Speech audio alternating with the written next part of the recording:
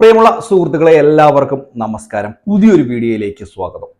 ഇന്നു മുതൽ നിങ്ങളുടെ വീടുകളിലേക്ക് ചില ഉദ്യോഗസ്ഥരൊക്കെ എത്തിയേക്കാം. ഉദ്യോഗസ്ഥർ എത്തുക മാത്രമല്ല, നിങ്ങളുടെ പേരുകൾ അതുപോലെ തന്നെ നിങ്ങളുടെ ഡീറ്റെയിൽസ് എല്ലാം തന്നെ തദ്ദേശ ഭരണ സ്ഥാപനങ്ങളിൽ രേഖപ്പെടുത്തുകയും അല്ലെങ്കിൽ പ്രസിദ്ധീകരിക്കുകയും ചെയ്തേക്കാം. നാണക്കേടാണ്.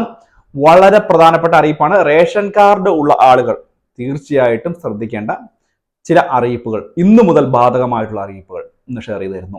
വീഡിയോ പൂർണ്ണമായിട്ട് തന്നെ കാണുക. വീഡിയോ പരമാവധി ഷെയർ ചെയ്ത് കൊടുക്കുക. ചാനൽ ആദ്യമായിട്ട് കാണുന്നവർ ചാനൽ ഒന്ന് സബ്സ്ക്രൈബ് ചെയ്യുക.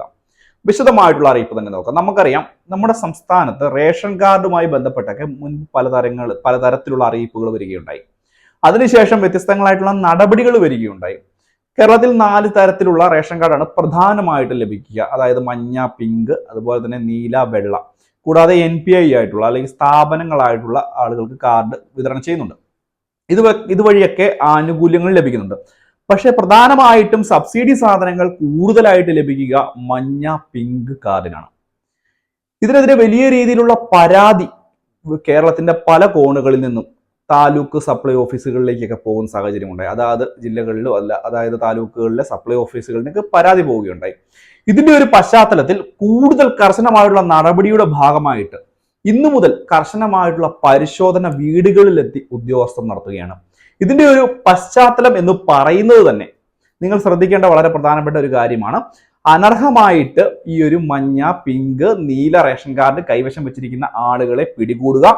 അവരുടെ കയ്യിൽ നിന്നും മാർക്കറ്റ് വില, അതായത് വിപണി മൂല്യം, നമ്മൾ റേഷൻ കടയിൽ നിന്ന് വാങ്ങിക്കുന്ന വാല്യൂ അല്ല, ഇതുവരെയായിട്ടും കൈപ്പറ്റിയ റേഷൻ സാധനങ്ങളുടെ വിപണി, അതായത് പൊതു വിപണികളിൽ വിൽക്കുന്ന വില എത്രയാണോ അത്രയും തുക തിരിച്ചു പിടിക്കുവാനും, അതുപോലെ തന്നെ ഈ ഒരു റേഷൻ കാർഡ് അനധികൃതമായിട്ട് തന്നെ കൈവശം വെച്ചതിന്റെ പേരിൽ തദ്ദേശ ഭരണ സ്ഥാപനങ്ങളിൽ നിങ്ങളുടെ പേര് വിവരങ്ങളെല്ലാം തന്നെ പരസ്യപ്പെടുത്തുവാനുമാണ് ഇപ്പോൾ ഏറ്റവും പ്രധാനപ്പെട്ട നടപടി ഉണ്ടായിരിക്കുന്നത്.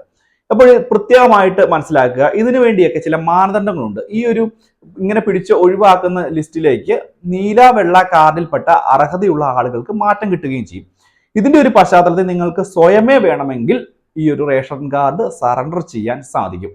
ഇങ്ങനെയുള്ള നടപടികളൊന്നും തന്നെ നേരിടേണ്ടി വരത്തില്ല. താലൂക്ക് സപ്ലൈ ഓഫീസുമായി ബന്ധപ്പെട്ടാൽ മതിയാകും. കൂടാതെ നിങ്ങൾ ശ്രദ്ധിക്കേണ്ട ഒരു കാര്യമെന്ന് പറയുന്നത്, നിങ്ങൾക്ക് ഒരു 25,000 രൂപയ്ക്ക് മുകളിൽ വരുമാനമുള്ള ആരെങ്കിലും റേഷൻ കാർഡിൽ ഉണ്ടെങ്കിൽ അവർക്ക് ഈ ഒരു മഞ്ഞ, പിങ്ക് കാർഡൊന്നും കൈവശം വയ്ക്കാൻ അവകാശമില്ല.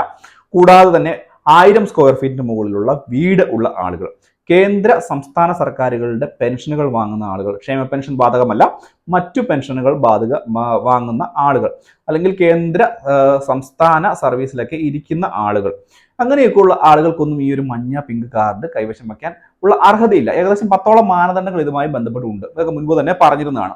അപ്പോൾ ഇത് തന്നെ ആയാലും കാര്യങ്ങളൊക്കെ ഒന്ന് ശ്രദ്ധിക്കുക. നാണക്കേടുണ്ടാകും. അനർഹമായിട്ട് ഈ ഒരു കാർഡ് കൈവശം വെക്കരുത്. കർശനമായിട്ടുള്ള നടപടി ഉണ്ടാവുകയാണ്.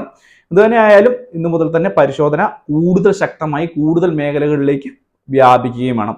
നിങ്ങൾ പോലും അറിയാതെ നിങ്ങൾക്കെതിരെ പരാതി പോയിട്ടുണ്ടായിരിക്കാം. കാരണം നിങ്ങൾ അനർഹമായിട്ടാണ് ഇത് കൈവശം വെച്ചിരിക്കുന്നതെങ്കിൽ നിങ്ങൾ പോലും അറിയാതെ പരാതി നിങ്ങൾക്കെതിരെ പോയിട്ടുണ്ട്. കർശനമായിട്ടുള്ള നടപടി ഉണ്ടാവുകയും ചെയ്യും. ഒരു മിന്നൽ പരിശോധന തന്നെ നിങ്ങളുടെ വീടുകളിൽ പ്രതീക്ഷിക്കാം. അപ്പോൾ ഇതിനായാലും പ്രധാനപ്പെട്ട ഒരു അറിയിപ്പാണ്. ഈ ഒരു കാര്യം ഒന്ന് മനസ്സിലാക്കി വെക്കുക.